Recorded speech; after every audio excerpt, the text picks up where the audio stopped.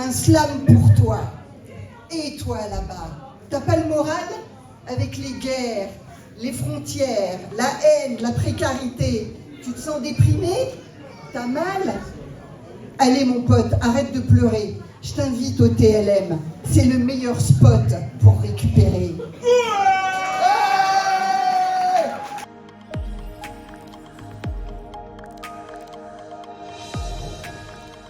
Il y a des coopératives, Mama Yoka, la Scope Architecte Grand 8, l'école de mode IFA Paris et des associations, Couleur de Pont de Flandre, que tu as longtemps présidé, la textilerie, les centres sociaux Espace 19 et Rosa Parks, ainsi que les associations du quartier Vers l'Avant, Mon Quartier Bouge et le club de prévention Feu Vert. Je pense qu'on peut tous les applaudir.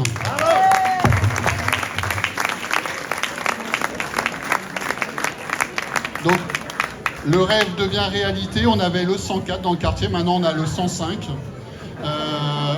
Voilà, on a décidé de l'appeler TLM. Et alors tu vas nous dire pour toi ce que signifie TLM et peut-être aussi un peu les intentions initiales du projet en 3-4 minutes. Merci Vincent. Bonjour à tout le monde. Vraiment, merci d'être là, c'est super. Alors, tu dis que oui, la fierté, ben oui, on est fiers, on est même très fiers et heureux de cette journée. On est fiers d'avoir réveillé cette belle endormie, d'avoir découvert le TLM en même temps que l'accès à la promenade de la Petite Ceinture. On est heureux et fiers que le dernier témoin de la mémoire industrielle et ouvrière de ce quartier reprenne enfin vie pour ses habitants. C'est vrai qu'il nous a fait rêver ce bâtiment. On avait eu l'idée en 2015, il est où Sofiane? Tu te rappelles, d'en faire le temple du street art. Mais bon, ça ne s'est pas fait. Alors, quand la SNCF a lancé son appel à projet, on s'est mis à rêver, mais cette fois ensemble. Et lorsqu'on rêve ensemble, ça peut devenir réalité. On a fait le pari de l'intelligence collective et du réseau de proximité. C'est Jacqueline qui a sonné l'alerte. Et nos 3 assos, Espace 19, Rosa Parks, les couleurs de Pont de Flandre, se sont trouvés chez Julien à la Gare Jazz avec Najim de Feu Vert. On s'est dit, faut y aller. Ce lieu ne doit pas échapper à notre quartier. IFA Paris a tout de suite été partant. Et puis est arrivée très vite la textilerie. On avait besoin d'architectes. Et évidemment, c'est à la ferme du Rail qu'on les a trouvés. Clara nous attendait avec Sophie de Mama Yoka. L'acteur qui manquait pour nous aider à trouver des sous, car les travaux, c'était pas cadeau. Eh bien, c'est le Grand 8 qui l'a amené. La foncière Belleville est arrivée. Et on a pu foncer. Le collectif a bossé dur pendant 1 an et on a gagné. Avec au milieu 30 candidats. Hein. Mais bon, on était les meilleurs, bien sûr. Si on a gagné, c'est grâce à notre capacité à fédérer. On était 8 au départ. On est 11 maintenant. Feu Vert, Vers l'Avant, Mon Quartier Bouge nous ont rejoints. Et ça ne va pas s'arrêter. C'est déjà le potentiel du lieu qui est motivant, enthousiasmant. 2 niveaux, une belle surface, une terrasse ombragée qui ont attiré tous les talents du quartier et les envies d'agir et de partager. Pendant les 6 mois d'ouverture provisoire en 2022, ça s'est bien prouvé, le TLM, c'est l'endroit où on est heureux de se retrouver. L'innovation, on l'a initiée dès 2021. On n'avait pas encore les clés. Et par le recyclage des déchets textiles, en faisant un premier défilé de mode sur la Petite Ceinture. 30 tenues recyclées, dont 20 par les étudiants de l'IFA, l'école de mode, et 10 couturières du quartier. Et en 2022, on a récidivé. Et si on a gagné le budget participatif en 2022, c'est grâce à une belle mobilisation des habitants, avec une mention spéciale aux jeunes, merci Feu Vert de les avoir mobilisés, mais aussi parce que le projet du TLM s'inscrivait dans le soutien au dynamisme associatif et solidaire du 19e. On était aux côtés de nos voisins, parmi les 10 qui constituaient cet ensemble, la Chorba pour tous, juste en face, mais aussi Territoire Zéro Chômeur, l'école de la deuxième chance et d'autres. Alors, merci, c'est l'occasion de dire aussi merci à la région et à la ville de Paris pour leur soutien. Cette belle énergie, elle est là aujourd'hui, sur les murs de ce Redrail. Regardez un petit peu là, en haut, la moquette grise.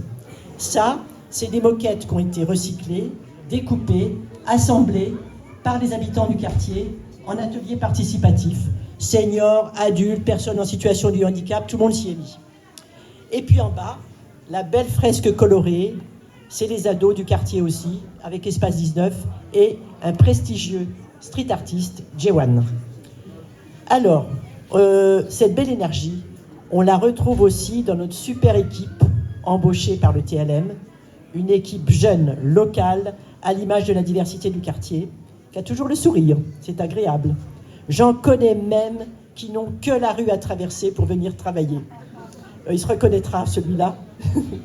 Alors, le nom du bâtiment, TLM, qui signifiait, au départ, transport, location, maintenance. Bon, c'était pas très fun. On a décidé de le garder, ce nom, car le TLM, pour nous, c'est tout le monde, tout le quartier, tout le 19e.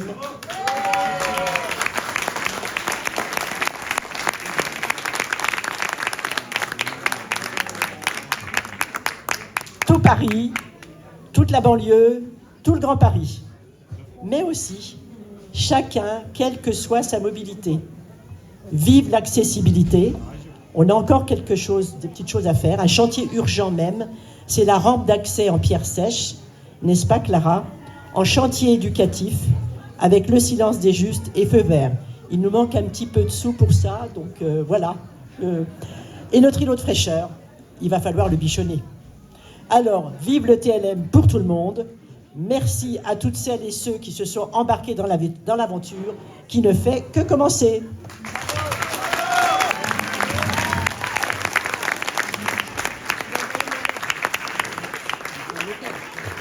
Merci Marie-Thérèse. Je vais appeler maintenant M. François Dagneau, maire du 19e arrondissement. On peut l'applaudir,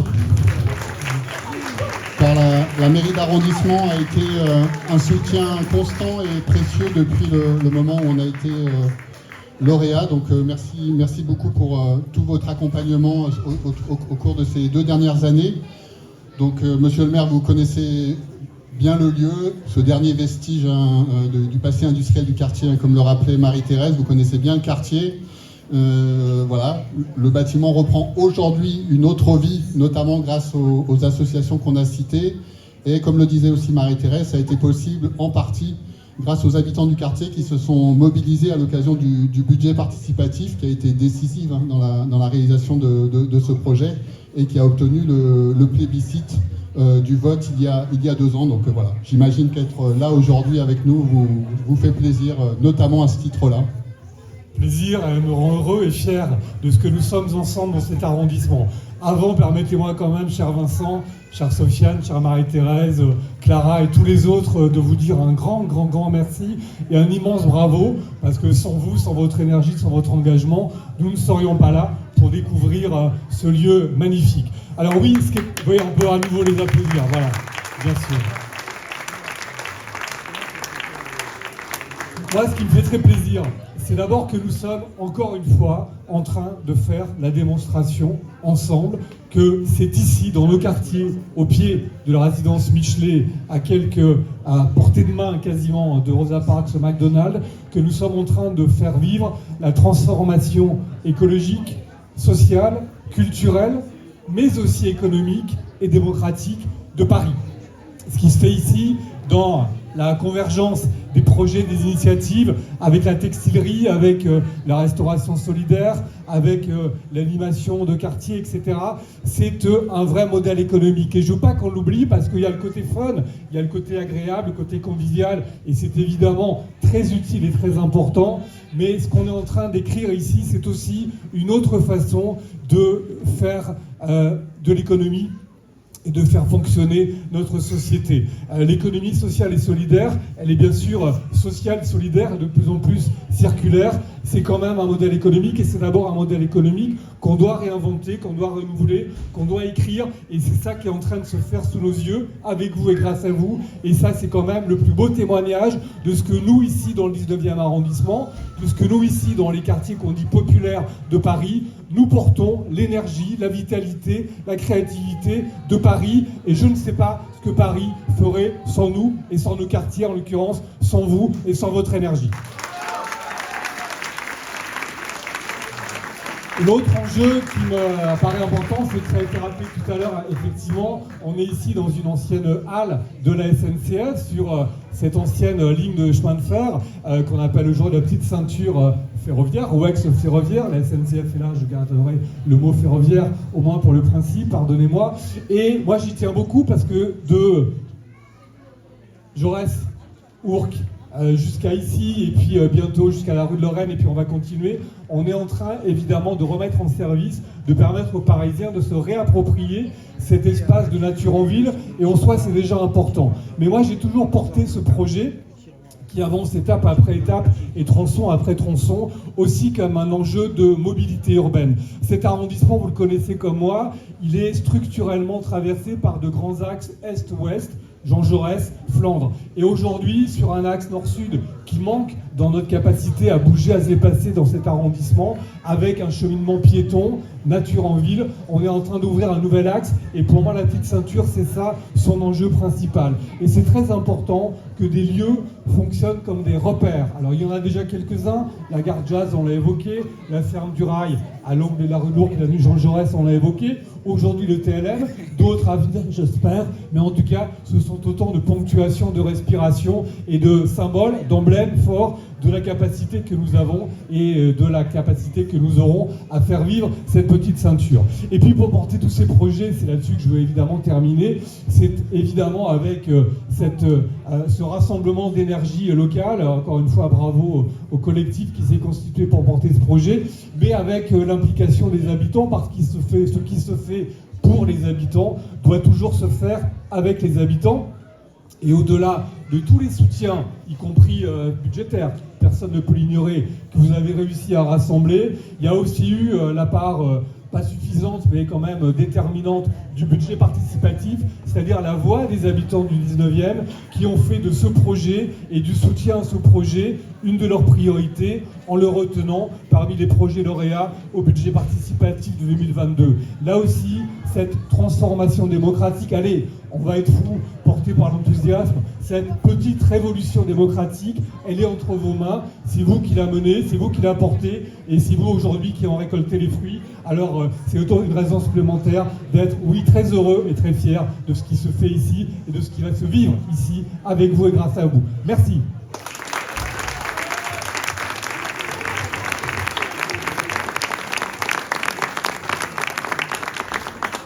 Merci, monsieur le maire.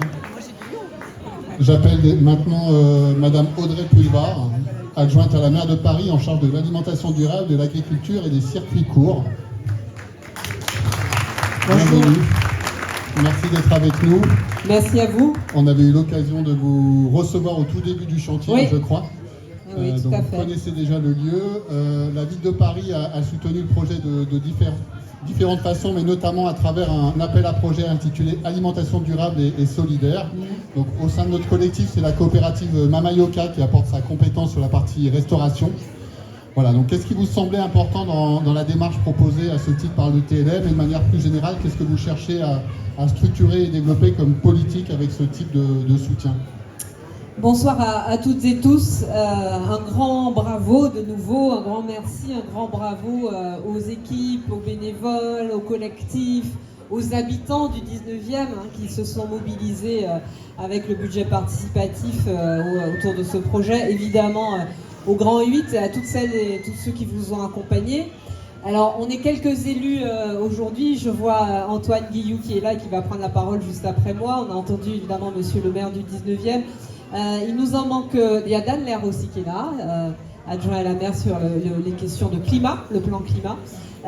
Il nous en manque au moins deux. Ce sont Florentin Letissier qui est l'adjoint à l'économie sociale et solidaire, et Anouche Toragnan qui est en charge de la démocratie participative, de la participation citoyenne, et qui ont eux aussi, avec leur délégation, avec leurs équipes, leurs services, participé à la réalisation de ce rêve, de ce lieu. Et donc je me fais leur porte-parole pour vous présenter leurs excuses, parce que tous les deux souhaitaient vraiment être là, mais dans une vie d'élu, il y a souvent des engagements qui se chevauchent et on a parfois du mal à se couper en plusieurs morceaux. Alors, je disais bravo à toutes et tous, et pour ma partie singulièrement à Mamayoka, effectivement, l'appel à projet alimentation durable et solidaire, On l'a créé, on l'a lancé en 2021 pour amplifier une politique qui était déjà menée par la ville de Paris, mais qui, avec ma délégation, a pris une ampleur plus importante, de maillage, ce qu'on appelle le maillage du territoire parisien, et singulièrement dans les quartiers prioritaires de la ville, en lieu d'alimentation durable. Il y en a beaucoup dans le 19e qui sont installés, soutenus par ma délégation. Je pense à la Cale, à Marmite d'Afrique, à la laiterie de Paris et bien d'autres, à Hello Ernest, Bolo Food. Il faut absolument aller, il faut soutenir l'équipe de Bolo Food qui sont tous dans le 19e. On a inauguré récemment le BM, boulevard McDonald, qui est aussi un lieu d'alimentation durable.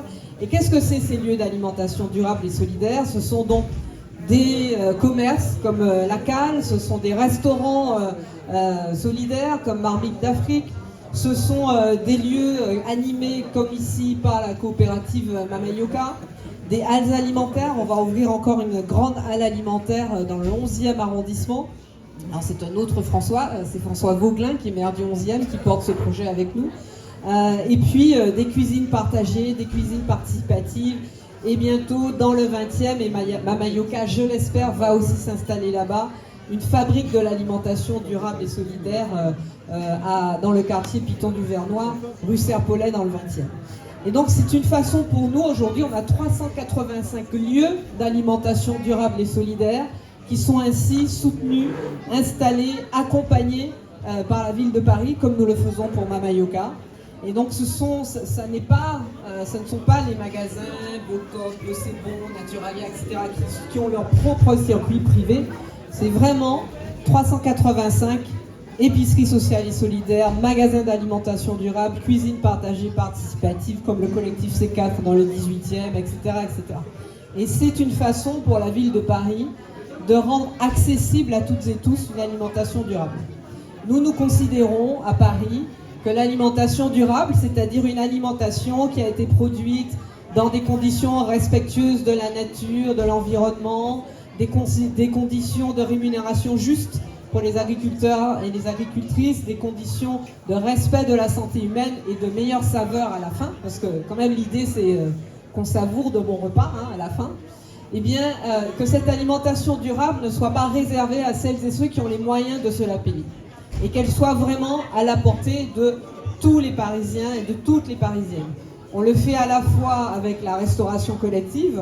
Beaucoup d'entre vous, je vois des enfants, beaucoup d'entre vous ont des enfants en crèche, à la cantine à l'école, au collège, il y a des personnes âgées en EHPAD, on a aussi des restaurants solidaires, et donc dans cette partie restauration collective, et le 19e, la Caisse des écoles du 19e est très en pointe, avec de très bons résultats en bio et eau durable et en fabriqué sur place. Il y a toute cette partie restauration collective qui est une façon de rendre accessible cette alimentation. Et puis il y a toute cette partie soutien des acteurs de l'alimentation durable du type de Mama Yoka. Et dans alimentation durable et solidaire, comme dans économie sociale et solidaire, pour nous le mot le plus important c'est solidaire. Solidaire, c'est ce que vous êtes, chacune et chacun d'entre vous ici, aujourd'hui. Solidaire, cette solidarité, c'est ce qui a permis la création, l'émergence de ce lieu. Et cette solidarité, c'est ce aussi qui nous protège les uns les autres, qui nous réconcilie les uns avec les autres, et qui, j'espère, nous permet d'envisager, je ne vais pas parler d'avenir, mais au moins un demain un peu plus bienveillant, un peu plus tendre, un peu moins violent, et qui nous permettent de nous rappeler, ben voilà, nous sommes ici de toutes les couleurs, de toutes les origines, de toutes les religions, de toutes les non-religions, parce qu'on a aussi le droit de ne pas avoir de religion. Et nous avons pu mener à bien ce projet, et nous pouvons le rendre aussi beau qu'on le voit aujourd'hui. Ça veut dire que quand on prend le temps d'avoir le goût de l'autre et le goût de cette solidarité, on arrive à faire de très belles choses. Alors encore une fois, bravo à vous toutes et tous. Merci beaucoup.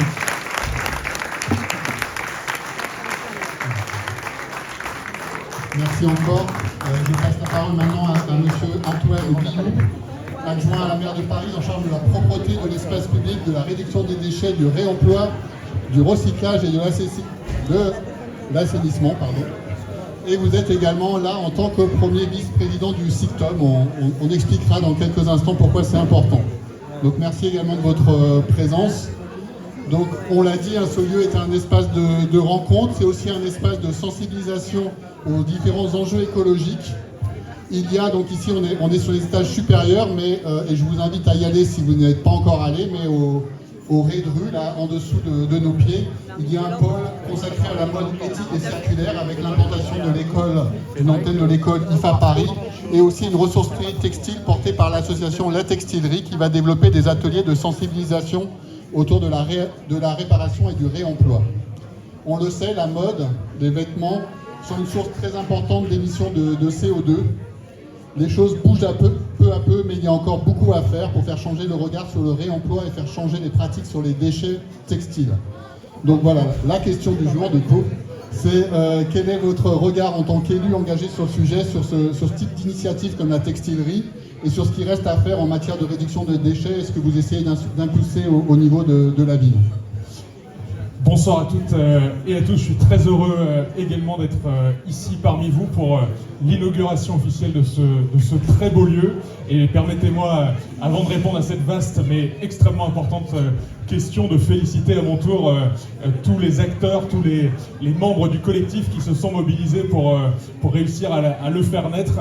Et vraiment, je crois qu'au-delà de cet aménagement extrêmement réussi, la vitalité que vous montrez est véritablement dynamisante et énergisante. Et cette énergie, on en a besoin sur les questions d'économie circulaire, de réemploi. Et Audrey a dit un mot de l'alimentation, je vais dire à mon tour un mot du textile, puisqu'effectivement c'est un enjeu fort du lieu, et c'est une excellente chose parce que on sait aujourd'hui, effectivement, vous l'avez dit, l'impact de la mode, l'impact de l'industrie du textile, c'est un impact écologique extrêmement important, c'est un impact social aussi. On sait que ce ne sont pas toujours des produits qui sont fabriqués, loin de là même, dans des conditions satisfaisantes du point de vue du droit des salariés. Et donc, parler des enjeux de la mode et du textile, c'est extrêmement important, mais on sait qu'acheter des produits de bonne qualité, c'est pas accessible à tout le monde, évidemment, et donc au-delà de l'aspect écologique, il y a évidemment un aspect social aussi qui est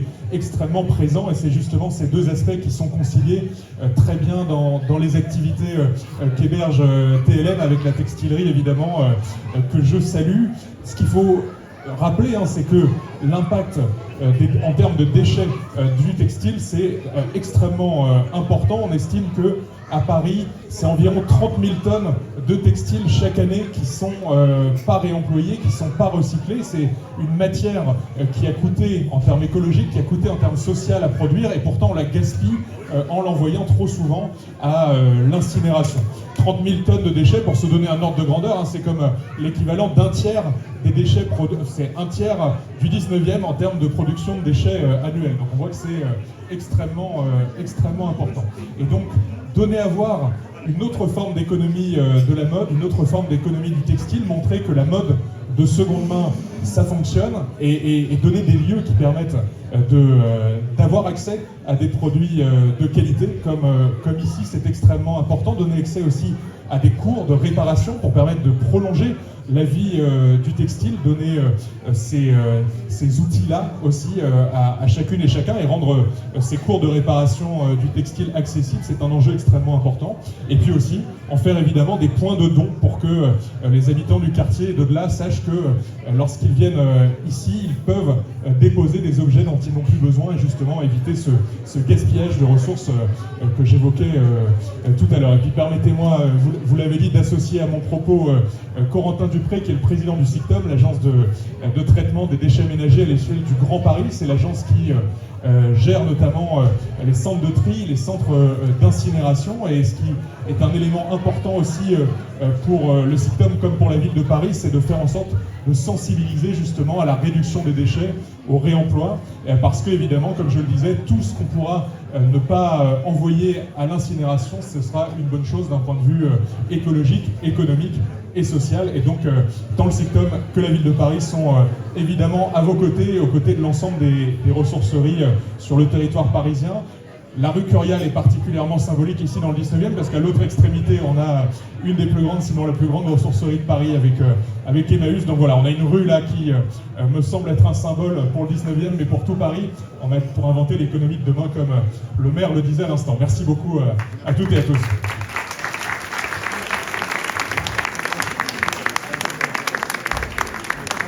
Merci beaucoup. J'appelle du coup maintenant Monsieur Olivier Blond, conseiller régional et délégué spécial à la santé environnementale et à la lutte contre la pollution de l'air, et qui représente aujourd'hui Madame Valérie Pécresse, présidente de la région Île-de-France.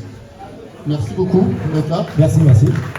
Donc la région Île-de-France est un partenaire également très important du projet qui nous a apporté un soutien très précieux à travers 2 dispositifs.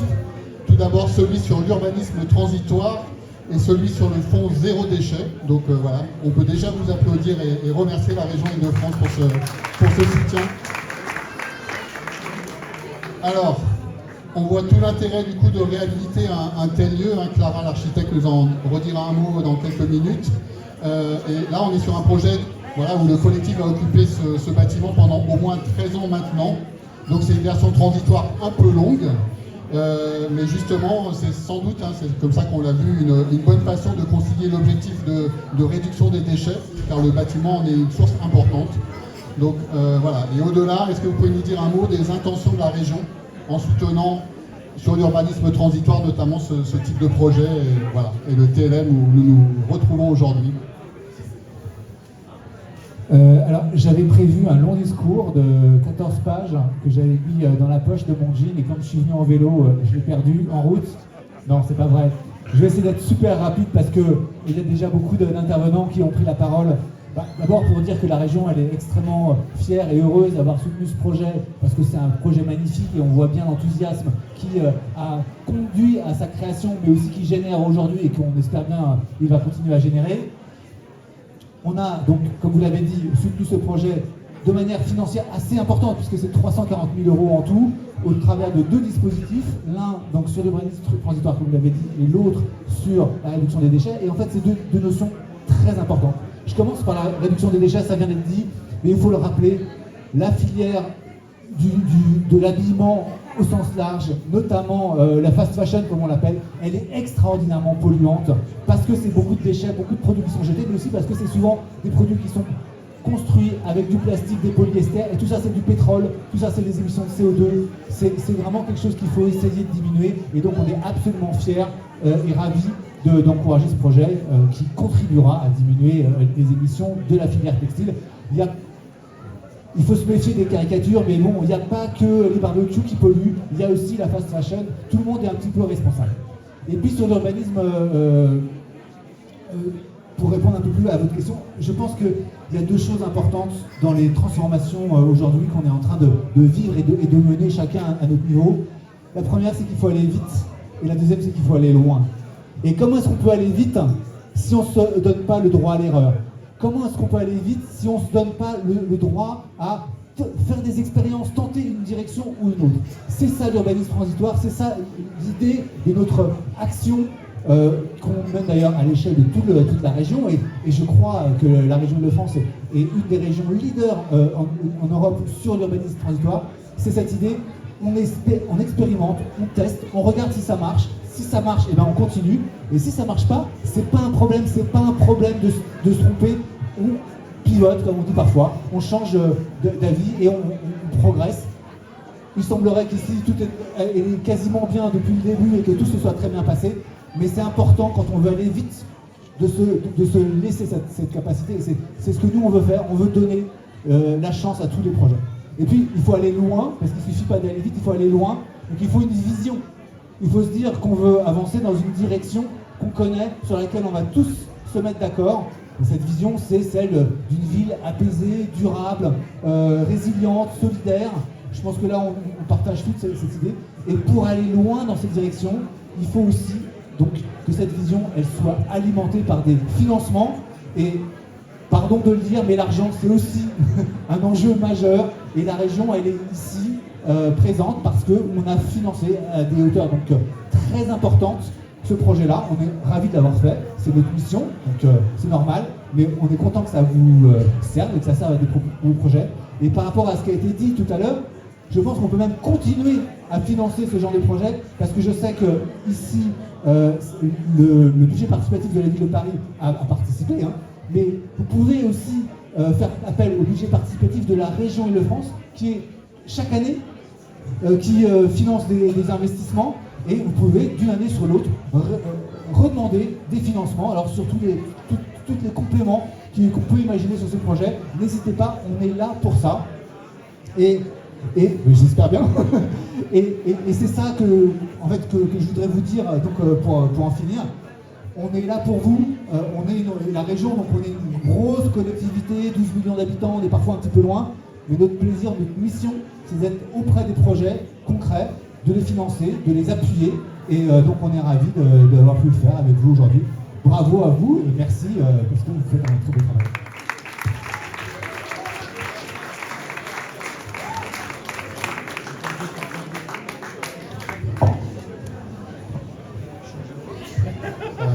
Je suis là, merci beaucoup. Parmi les financeurs publics, je voulais juste en rajouter un dans la liste des merci, c'était la Caisse d'allocation familiale de Paris aussi qui a soutenu ce projet et notamment qui a complété l'apport du budget participatif, notamment pour l'équipement de la salle qui est en mezzanine, qui va notamment servir pour les habitants du quartier. Donc merci également à la Caisse d'allocation familiale de Paris pour leur soutien. Alors, encore quelques prises de parole. Je vais appeler Clara, voilà, donc qu'on peut applaudir. Qui a déjà été mentionnée quelques fois depuis le début de cette séquence. Donc Clara Simet, qui est architecte, membre de la SCOP Grand 8, voilà, et qui donc a été l'architecte du projet avec toute son équipe. Donc ça a été dit également, il y a eu beaucoup de réemploi de matériaux et également l'intervention d'entreprises d'insertion dans son projet. Donc Clara, est-ce que tu peux nous résumer quelques exemples qui te tiennent à cœur dans son projet, et là aussi comme Marie-Thérèse de dire un mot de vos intentions que vous aviez au départ sur le TLM. Bonsoir à tous, et d'abord beaucoup d'émotions parce que voilà, c'est vrai, ça fait 5 ans qu'on espère ce projet sur lequel on a brassé, assemblé un très grand nombre d'acteurs, donc c'est aussi de toute variété de profils, du quartier beaucoup.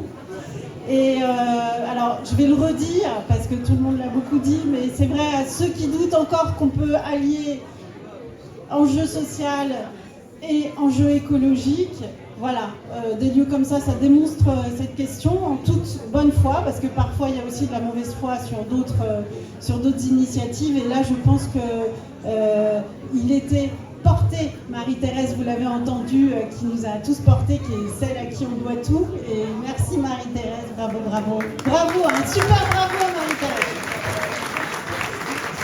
qui nous a tous rassemblés et qui a cru au départ. Donc je vais faire assez court. Je voulais dire aussi à ceux qui doutent encore qu'avec des compétences très locales, on peut arriver à des projets ambitieux, à condition effectivement qu'il y ait cette synergie d'ambition politique qui, à Paris, ne fait pas défaut.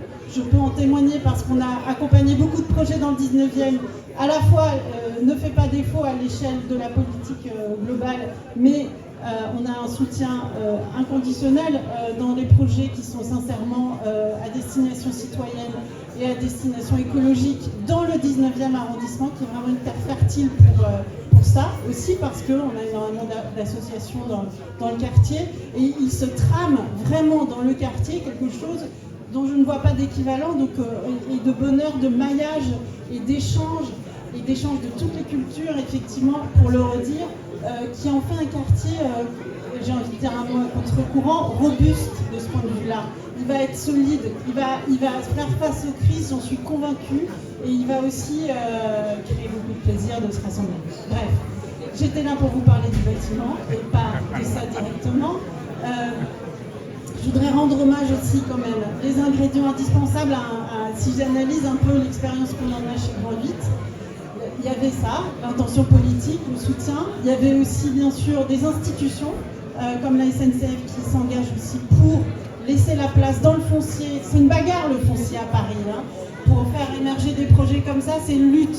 Donc voilà, on arrive à s'y faire une place avec des projets comme ça aussi pour ces questions-là. Et puis le courage aussi des financeurs. On a à Montpellier-Nuleux, la foncière Belleville qui a osé s'engager dans le projet, un projet qui franchement avait une tête de projet économique et de modèle économique où on n'aurait pas mis son propre argent au début, hein, franchement. Mais voilà, grâce aussi à ces acteurs-là, on y arrive. C'est tout ça pour dire qu'il nous faut vraiment tout ça à chaque fois, en fait. Alors il y a d'autres contextes où ça émerge, mais la volonté habitante, c'était le premier socle.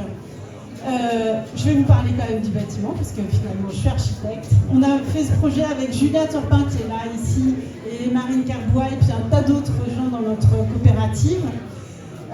On a souhaité effectivement glaner sur le territoire les matériaux pour pouvoir constituer l'ensemble de ces habillages. Donc je ne vais pas vous détailler, on a fait beaucoup de visites aujourd'hui, mais disons qu'on a récupéré beaucoup de bureaux d'un grand pourvoyeur de déchets qu'on a sauvé de la benne. On a sauvé de la benne beaucoup d'éléments, à la fois pour des raisons économiques, parce que le budget ici était généreux mais jamais suffisant.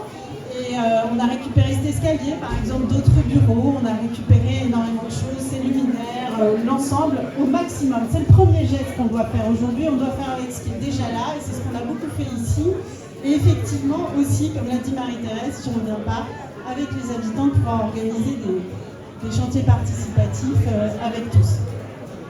Voilà, et puis aussi, surtout, je voudrais remercier l'ingrédient indispensable, c'est la créativité des entreprises qui ont participé. On a la chance d'en avoir deux ici, le Feu et l'eau, SME, le Feu et l'eau qui est celui grâce à qui vous respirez bien et vous aurez chaud l'hiver, et puis SME, grâce à qui on a la lumière ici, et toutes les autres aménités. Je les remercie sincèrement pour leur créativité, parce que la récup, ça demande aussi beaucoup de créativité des entreprises. Voilà, bravo à eux. Merci, Clara.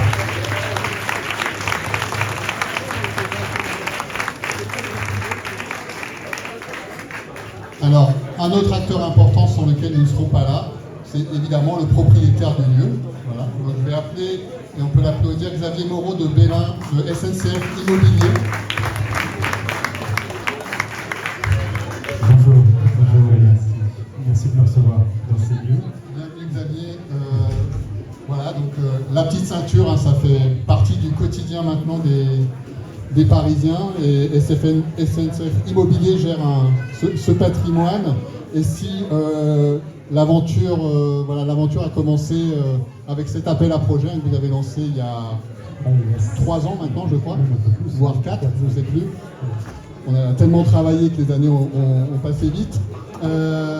Donc, est-ce que vous pouvez nous dire ce qui vous a séduit dans le projet du collectif qui TLM, et puis un mot plus général sur la politique de SNCF Immobilier pour la revalorisation de la petite ceinture? Oui, ça a été dit, je crois, dans les discours. Le foncier, c'est compliqué. C'est compliqué, c'est très serré, c'est très tendu. Et en même temps, sur ces espaces-là, ce qu'on cherche à faire à la SNCF, c'est justement de créer de la vie. Et la petite ceinture, c'est un lieu extraordinaire pour créer de la vie. Et quand on a monté ces appels à projets, donc effectivement, il y a 4 ans, je me vois, j'étais encore en train de rédiger le règlement de l'appel à projet. Et j'en espérais pas tant. Quand je vois comment les lieux sont en vie maintenant, ils sont complètement ouverts sur le quartier, je me rends compte qu'en fait, le système de l'appel à projet qu'on a fait a permis de faire émerger toutes ces solidarités et toute cette créativité. Et c'est vrai que ici, surtout au 105 rue Curial, on l'a senti tout de suite quand on a déplié les offres, quand on a fait quand on a interrogé les candidats, on a tout de suite senti qu'il y avait une sorte de ferveur qui était entre chacun des membres de ce collectif. Et c'était un collectif extrêmement divers qu'on voit aujourd'hui et qui est resté soudé. Mais il y avait à la fois des financiers, il y avait à la fois des promoteurs de Belleville, c'est de la promotion immobilière, tout à fait économie sociale et solidaire, mais c'est de la promotion, donc l'aspect économique était très très robuste, comme a dit Clara. Il y avait une innovation très importante déjà dans les propositions sur le réemploi des matériaux, et avec un fil conducteur important autour de la mode et de l'utilisation des matériaux dans la mode et dans le bâtiment. Ça, c'était quand même extrêmement astucieux dès le début. Et puis il y avait ces associations de quartiers qu'on avait nous-mêmes un peu identifiées, mais dont on n'avait pas vu qu'il était possible de les installer comme ça, à travailler ensemble, notamment Mama Yoka, qui nous a reçus dans la période de préfiguration. Alors ça, c'est le deuxième point sur lequel je voulais insister. Ce qu'on voit dans ces appels à projets, dans ces activités d'urbanisme transitoire, même quand elles sont de longue durée, là, effectivement, on va dépasser les 12 ans initiales, ce qui est très important, c'est d'arriver à faire une préfiguration. Et ça, les équipes l'ont réussi. Et c'est parce que vous avez commencé à ouvrir dès le début, alors que tout n'était pas prêt, mais que vous pouviez quand même travailler déjà sur le quartier, que ça a marché. Tout le monde n'a pas su le faire, et ça c'est la force de votre collectif.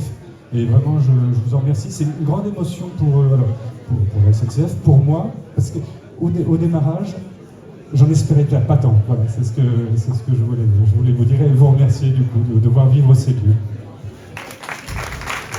Merci beaucoup. C'est un compliment qui fait plaisir au collectif. Donc, merci beaucoup pour votre soutien.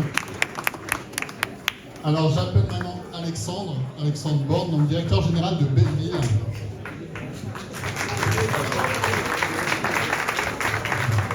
Il lui reste un bras pour tenir le micro, donc tout va bien. Alors, Alexandre, donc la foncière solidaire, foncière responsable Belleville, hein, tu vas en dire un mot. Donc c'est le membre du collectif qui a contractualisé, qui a signé la convention avec la SNCF et qui joue le rôle de maître d'ouvrage dans le projet, donc qui a piloté tous les travaux, les importants travaux qui ont transformé ce bâtiment. Belleville a aussi mobilisé son équipe technique pour suivre la réalisation des travaux en lien avec Clara et son équipe. C'est Belleville aussi qui a coordonné la préfiguration dont Xavier vient de parler. Et puis bien sûr, Belleville a joué un rôle très important dans le tour de table et la solidité financière du projet. Donc voilà, est-ce que tu peux peut-être présenter un peu la mission de Belleville et voilà pourquoi vous êtes impliqué dans ce projet et même dans le collectif, hein, puisque Belleville est vraiment un membre à part entière de l'équipe. Merci Vincent. Bonsoir à toutes et à tous. Merci d'être là. Pour répondre un petit peu à la question, nous, c'est une manière un petit peu atypique de faire de l'immobilier. On s'en est souvent parlé. On est très investi dans la partie exploitation et en fait, ce qu'on voit aujourd'hui, pour faire un petit peu le parallèle, c'est la seule chose qui nous motive dans toutes les équipes de Belleville, c'est pas faire de l'immobilier. La réhabilitation est magnifique et il y a eu un travail de fait qui a été exceptionnel, mais c'est le début. Et donc nous, ce qui nous motive, c'est ce qui se passe à partir d'aujourd'hui jusqu'à après. Et donc la motivation très forte qu'on a, c'est de faire émerger des alternatives à un système qui est pas forcément celui qui répond à nos attentes, on va dire, et en tout cas qui est un système parfois qui renforce les inégalités, un système dominant très fort. Et donc aujourd'hui, on veut aussi que ce type de lieu soit un endroit où on reprend notre pouvoir, on reprend le pouvoir d'agir, on reprend le pouvoir de décider. Et quand je dis on, c'est nous et vous, les habitants, les entreprises, les associations, les élus, les collectivités. On veut reprendre le pouvoir pour faire des choses qui nous ressemblent et dans lesquelles on se sent bien. Et donc ça, c'est notre mission. Cette mission-là, elle passe par l'immobilier, parce que l'immobilier est une sorte de symbole caricatural de toutes les inégalités. Et donc on s'en sert, parce que autant s'en servir plutôt que de laisser les autres le faire. Mais c'est pas notre mission première. Notre mission, c'est de voir ce qui se passe aujourd'hui. Et donc le DLM, c'est pas encore une réussite, c'est une réussite demain. Parce que maintenant, le but, c'est que les habitantes et les habitants du quartier vous en saisissez. Je l'ai entendu dire plein de fois, je vais le redire aussi, parce que c'est le seul truc qui nous motive, c'est que les mamans, les papas, les grands-mères, les enfants, vous venez ici, les gens du quartier. Si vous venez pas, on aura échoué. Si vous venez, on aura réussi. Donc c'est vraiment ça. Ça a été fait, je le redis aussi parce que c'est important, mais ça a été fait grâce à un énorme travail de coopération et ça ne peut pas être fait sans cette coopération entre des élus, entre des villes, entre des mairies d'arrondissement, entre des régions, entre des entreprises, entre des assos et entre des assos du quartier et des habitants. Donc s'il manque une personne de cet axe-là, eh ben, on n'y arrivera pas. Donc ici, vraiment, je suis hyper confiant. Je pense qu'on est un des seuls projets, un des seuls endroits où on a tout ce qu'il faut pour y arriver. Voilà, donc merci d'être là et maintenant c'est à vous de jouer.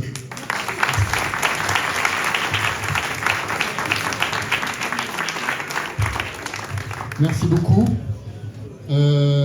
Alors, dernier soutien là, que j'appelle sur la scène, c'est le fonds Inkerman, donc Anne Lacoste, sa directrice, donc qui est dans la dernière ligne droite, parce que dans la dernière ligne droite, il manque toujours un peu de soutien pour équiper, faire les finitions, et les finitions c'est important pour bien accueillir le public. Donc on a eu ce soutien très précieux du fonds Inkerman, voilà, pour notamment l'habillage interne du lieu. Et également, ça a été présenté lors des visites, voilà, tout ce qui s'est fait avec la récupération des moquettes de bureaux, là, des ateliers participatifs qui servent à la fois à la décoration et aussi à l'isolation du lieu. Donc merci beaucoup Anne, et à travers toi au fond Inkerman. Donc voilà, mais je te laisse simplement dire, voilà, intervenir comme tu le souhaites. Bonjour à tous. Ma première casquette, c'est celle du fonds Inkerman. Le fonds Inkerman fête cette année ses 40 ans. Et quelle est la meilleure façon de fêter ces 40 ans, de contribuer à créer un lieu de fête. Et je voudrais vraiment remercier Clara Simet de Grand 8 de m'avoir parlé de ce projet. Nous, on a beaucoup d'actions dans beaucoup d'endroits du monde, mais on a aussi une présence assez forte depuis 15 ans dans le 19e arrondissement et le quart nord-est de Paris. Et on n'est pas très visible et on n'a pas envie d'être très visible, mais on a soutenu, par exemple, je vois Frédéric, on a soutenu le centre social J2P, on a soutenu le Café Zoïde, on a soutenu la bagagerie solidaire au bord du canal, on a soutenu aussi une blanchisserie qui est, la ferme du Rail, une blanchisserie qui est à la limite d'Aubervilliers. On va soutenir bientôt une menuiserie responsable qui s'appelle l'Atelier Rare, qui est en train de s'ouvrir. Donc en fait, c'est comme une espèce de mosaïque, vous voyez, comme des petits morceaux comme ça. Et pour nous, c'est une grande chance de pouvoir participer, soutenir surtout des projets aussi magnifiques que celui-là. Donc ça, c'est la première chose que je voulais vous dire. Et maintenant, je change de casquette. Vous voyez, je remets une autre casquette. Je suis habitante du 19e aussi. Et je connais le 19e depuis 2007. Et j'ai décidé de prendre des libertés et de vous écrire un petit poème slam. Parce que dans les années 90, je faisais du slam. Alors là, vous voyez, j'ai la trouille parce que ça fait longtemps que je ne l'ai pas fait.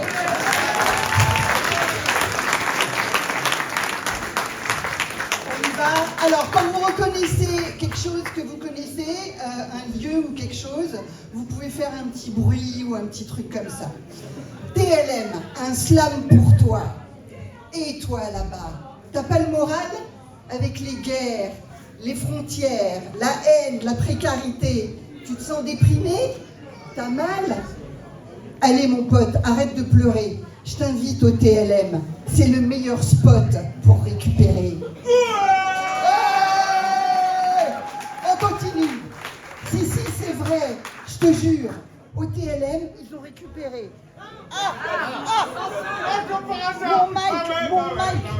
Mon Mike. Alors, c'est le meilleur endroit pour récupérer. C'est vrai, je vous jure. Au TLM, ils ont récupéré des briques, des fenêtres, des parachutes, un escalier, du carrelage et même de la moquette. Si, c'est vrai, je te jure. Sur une palette près de la Villette, sous la conduite de Grand 8, ils ont étalé les couleurs tendres du pont de Flandre.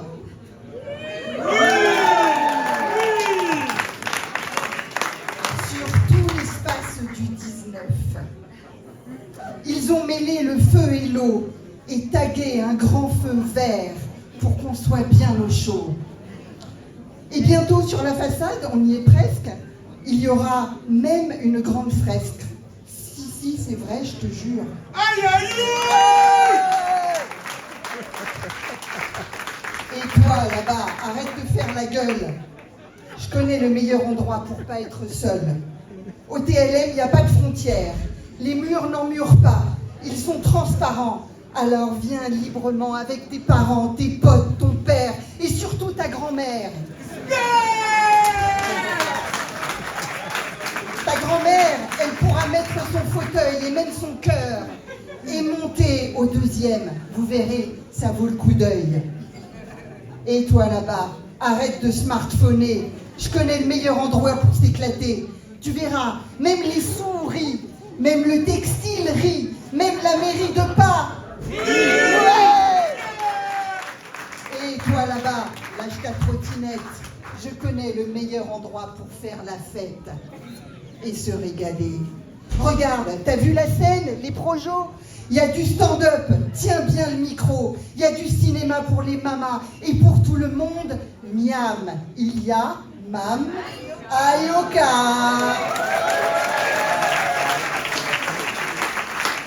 Côté Rosa Parks du canal, le 105 rue Curial, c'est peut-être pas la grande halle, mais c'est de la balle. C'est pas fini. C'est pas fini. Retenez vos applaudissements. Ah, c'est pas fini. Attends, mais je veux bien des bisous après. Hein. Je suis bien d'accord. Attendez, donc, c'est pas la grande halle, mais c'est de la balle. Quelle belle ville avec nous au milieu. Il paraît que la Terre est ronde et que sur sa circonférence, quelque part en France, il y a un T comme tout. Il y a un L comme le.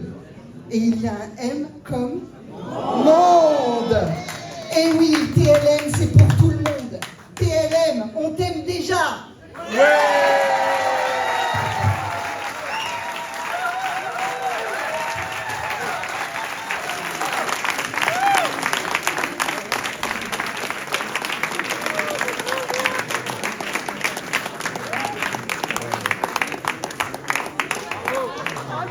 Merci Anne. Alors tous les jeudis soirs, il y a Tiens le micro, donc je pense que tu peux candidater. Voilà. Donc tu es la bienvenue. Alors pour finir, il nous semblait important, on l'a dit depuis le début, c'est une aventure humaine. Et si ce lieu est déjà une réussite, c'est grâce à l'équipe, parce que voilà, qui dit humain, dit qualité de l'équipe, qualité de l'accueil, qualité du souci, que tout soit bien pour tout le monde. Et donc on a commencé avec Marie-Thérèse et on voulait terminer avec la directrice de la Secret Drive qui gère ces 2 étages, donc Julie. Voilà, un grand bravo pour Julie. Merci. Après Anne, je vais être obligée de chanter. Je déconne. Je vais vous dire 2 mots, juste un mot sur la culture, parce que c'est d'abord ce qui nous rassemble. Et donc on s'engage bien sûr à vous faire une belle programmation culturelle, voilà, généreuse, gratuite, voilà, et variée pour tout le monde, puisque c'est le mot qui revient. Et pour terminer, je voudrais dire ma grande fierté d'être ici, pour 2 raisons. Celle de représenter au final le collectif, et celle d'avoir une super méga giga team, une super équipe.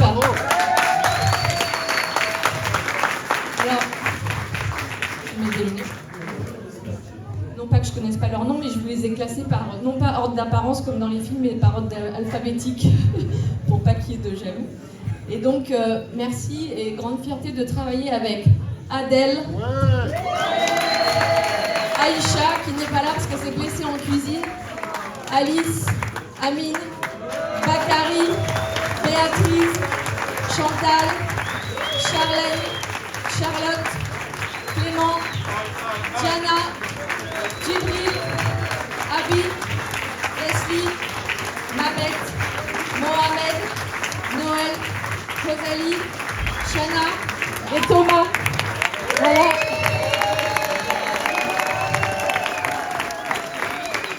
Super team qui est là pour vous accueillir et ils mettent toute leur énergie déjà et tout le power et le smile.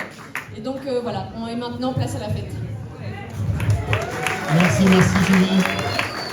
Et bravo, et même si tout le monde est bienvenu, on est fiers que 2 tiers de cette équipe soit du 19e aussi. Donc voilà, on a vraiment une super équipe, donc bravo à eux. Voilà, donc la fête c'est pas terminée, donc merci encore à tous les soutiens, merci à tous les partenaires. Et là maintenant il va y avoir, voilà, on va trinquer, on va grignoter tous ensemble pour fêter cette très belle inauguration. Et après on va danser avec DJ Indra, voilà, qui est venu en voisin égayer notre après-midi.